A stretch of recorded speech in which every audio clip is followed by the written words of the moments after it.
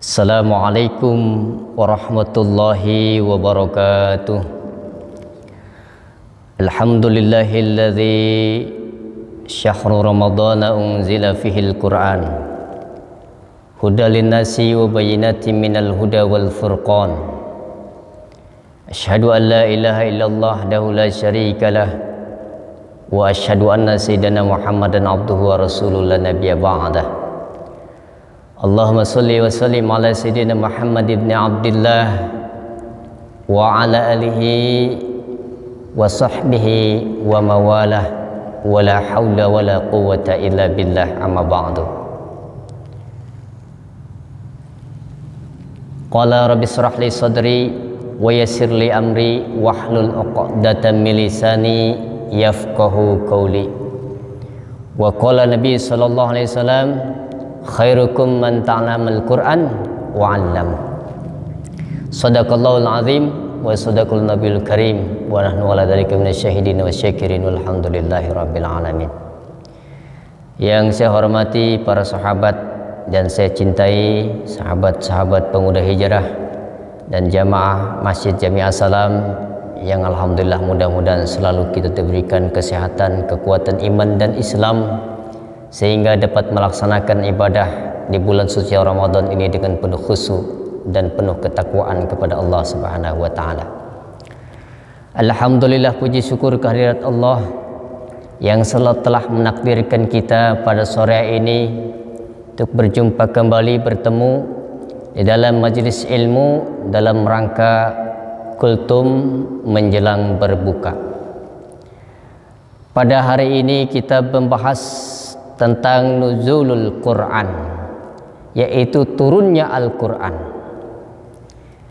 Quran yang kita kenal sebagai kalam Allah Subhanahu wa taala, membacanya adalah ibadah, menghafalnya seluruh Quran itu fardu kifayah, menghafal beberapa surat-surat pendek itu fardu ain, belajarnya hukum tajwid fardu ain yang wajib bagi setiap muslim. Al-Quran diturunkan beberapa tahap. Kalau kita kenal Quran itu, kebanyakan masyarakat kita taunya malam Lailatul Qadar. Kira-kira Subi begitu tidak? Jadi Quran itu diturunkan malam Lailatul Qadar. Kalau malam Lailatul Qadar diturunkan Al-Quran, dalam satu tahun itu kata Nabi SAW dalam beberapa hadis cuma satu kali, yaitu di bulan Ramadan. Itu pun bulan Ramadan tidak tiap malam, cuma satu kali saja. Kata Nabi dalam hadisnya, carilah Lailatul Qadar itu malam ke-21, 23, 25, 27, 29 atau di akhir Ramadan. Yang dimaksud Inna anzalnahu fi lailatul qadar, sesungguhnya Al-Quran itu turun pada malam Qadar, pada kita sebut Lailatul Qadar. Quran beberapa tahapan. Yang pertama, Al-Quran turun dari Allah Subhanahu wa taala, Allah simpan di Lauhil Mahfuz. Itu yang pertama. Kapan itu? Para ulama tidak ada yang tahu karena tidak ada hadis yang menerangkan. Kemudian dari Lauhul Mahfuz ke Baitul Izzah. Nah, itulah yang disebut malam Lailatul Qadar. Turunnya Al-Quran dari Lauhul Mahfuz ke Sama'ud Dunya atau langit dunia itu pada malam Lailatul Qadar. Nah, itu pada malam Qadar turunnya. Blak sekaligus itu. 30 juz turun dari Lauhul Mahfuz, turun satu malam ke Baitul Izzah. Kemudian dari Baitul Izzah turun kepada Rasulullah sallallahu alaihi wasallam muda zaman atau mufarraqan, terpisah tuh. Kita tahunya hanya Quran itu turunnya bulan Ramadan. Yang turunnya bulan Ramadan itu adalah dari Lauhul Mahfuz ke Baitul Izzah. Tapi dari Baitul Izzah turun kepada Rasulullah sallallahu alaihi wasallam berapa tahun? 23 tahun. Siang dan malam, tidak mengenal bulan, tidak mengenal malam. 13 tahun di Mekah, 10 tahun di Madinah. Maka kalau kita belajar ulumul Quran, ilmu tentang Al-Quran akan terbagi. ada ayat makkiyah, ada ayat madaniyah. Apa itu ayat makkiyah? Ayat makkiyah itu ya ayat yang turun ketika Rasulullah SAW berada di kota Makkah. Kemudian apa yang disebut ayat madaniyah?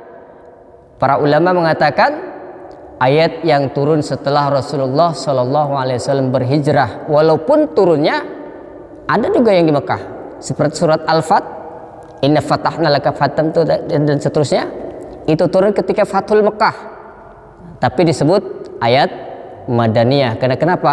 Rasulullah SAW telah berhijrah. Kapan itu? Apakah cuma satu malam Lailatul Qadar? Tidak. Siang dan malam turun Al-Quran. Bisa bulan Dzulhijjah, bisa bulan Rabiul Awal, bisa bulan Syawal. Kapan saja, tidak mengenal waktu. Sesuai, ada yang ada asbabun nuzulnya, ada juga yang tidak. Seperti surat apa Al-Maidah itu, Al-Matul lakum dinukum itu kan bukan bulan Ramadan. Nah, tahunya kita turun Al-Quran itu di bulan Ramadan saja. Tidak, Al-Quran turun secara terpisah berkala. Ada di bulan Dzulhijjah, ada di bulan Syawal, tergantung situasi dan kondisi. Ketika Rasulullah SAW ada masalah yang tidak dijawab, turun ayat. Siang turun, malam turun. Nah, ini perlu kita pemedarahan, karena tahunya kita dari tahun ke tahun, turun temurun tahunya Al-Quran itu pada malam Lailatul Qadar saja. Nah, kalau turun Lailatul Qadar saja tidak cukup waktunya untuk 23 tahun, karena ada yang satu ayat turunnya, ada yang berapa? Ada yang 5 ayat. Nah, jadi turun Al-Quran itu terpisah sesuai dengan kebutuhan manusia. Biasanya ayat Al-Quran yang turun di Makkah itu diawali dengan ya ayuhan nas, wahai manusia, karena waktu itu manusia belum beriman. Kalau kita bahas ini waktunya pendek ya. Kita yang penting pertama mengetahui dulu turunnya Al-Quran itu selama 23 tahun, 13 tahun di kota Mekah dan 10 tahun di kota Madinah setelah Rasulullah SAW hijrah. Ada asbabun nuzulnya seperti surat At-Tahrim, itu bukan di bulan Ramadan turunnya. Teguran kepada Rasulullah SAW ketika Rasul ada istrinya Siti Hafsah. Siti Hafsah ini orangnya rajin.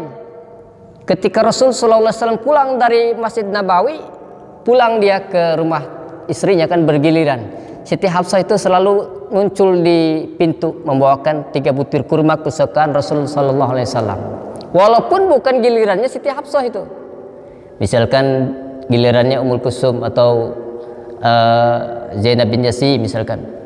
Rasul SAW setiap lewat langsung disambut oleh Siti Hafsah membawakan kurma. Kalau Aisyah ini memang dekat masjid rumahnya. Aisyah, Hafsah dan istri Rasulullah.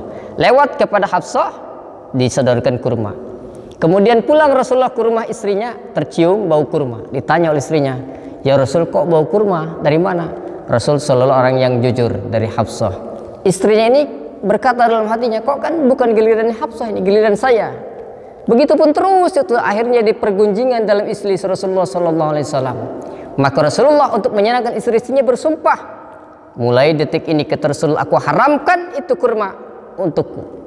Kemudian turun ayat surat At-Tahrim, ya ayuhan nabi lima tuharrimu ma halallahu lak. Wahai Nabi, kenapa engkau haramkan sesuatu yang telah Allah halalkan? Tabtaghi mardata azwajik, karena engkau hanya ingin mencari ridhonya, menyenangkan istri-istrimu. Kemudian Allah memerintahkan, wahai Nabi, sesungguhnya telah aku bebaskan, telah aku wajibkan kepadamu untuk menarik sumpahmu tadi. Allah, jadi Rasulullah SAW ditegur oleh Allah, ditarik sumpahnya. Jadi Allah itu sudah halalkan tadi karena ingin menyenangkan istri-istrinya, sampai Rasul terucap, mulai saat ini aku haramkan itu kurma. Turun ayat surat At-Tahrim ayat pertama dan seterusnya itu bukan bulan Ramadan.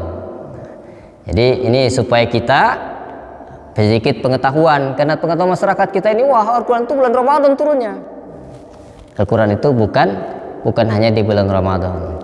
Yang disebut inna anzalna fi lailatul qadar, sungguhnya kami turunkan Al-Quran itu adalah dari Lauhil Mahfud ke Baitul Izzah. Kalau kita bahas itu panjang ya, kita bahas saja sekarang. Kemudian keutamaan membaca Al-Quran sudah kita tahu ya, luar biasa Allah turunkan Al-Quran satu ayat satu huruf, membaca berapa pahalanya? Satu pahala dilipat gandakan menjadi 10. Nah ini baca Al-Quran luar biasa tuh. Satu ayat satu huruf, bukan satu ayat, satu huruf saja dilipat gandakan menjadi 10 kali lipat kebaikan. Bagaimana mendengarnya? Mendengarnya pun mendapat pahala. Dalam hadis Musnad Imam Ahmad dari sahabat Abu Hurairah radhiyallahu anhu, Nabi sallallahu alaihi wasallam bersabda, "Man istama'a ila ayatin min kitabillah, kutibat lahu hasanatun mudha'afah." Siapa orang, kata Nabi sallallahu alaihi wasallam, mendengar satu ayat dari Al-Qur'an yang dibacakan, didengarkan, dicermati, dihayati, diimani, maka mendapatkan satu pahala kebaikan yang dilipat gandakan oleh Allah Subhanahu wa taala. Masya Allah tuh. Maka Nabi sallallahu alaihi wasallam sangat senang ketika sahabat-sahabat mendengarkan ayat baca Al-Qur'an. Allah pun mendengarkan ayat Al-Qur'an. Malaikat-malaikat tenang mendengarkan ayat Al-Qur'an.